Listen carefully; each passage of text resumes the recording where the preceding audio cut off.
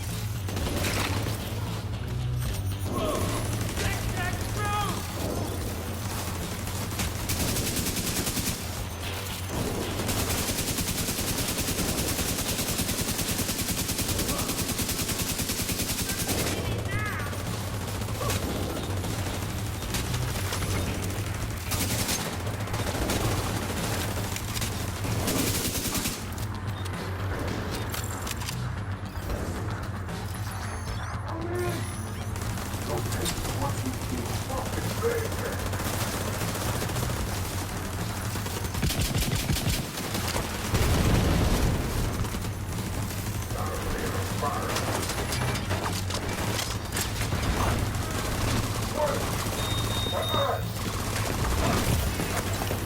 trauma detected.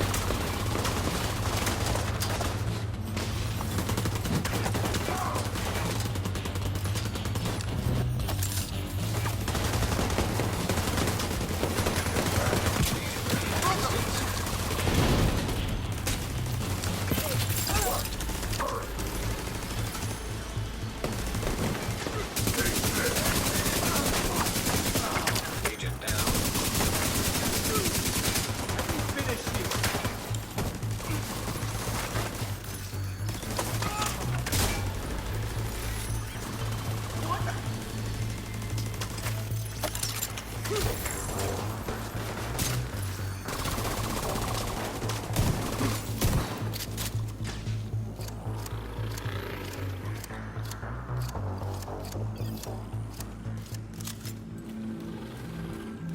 If you hadn't have shown up when you did, I'll head back as soon as the escort team arrives.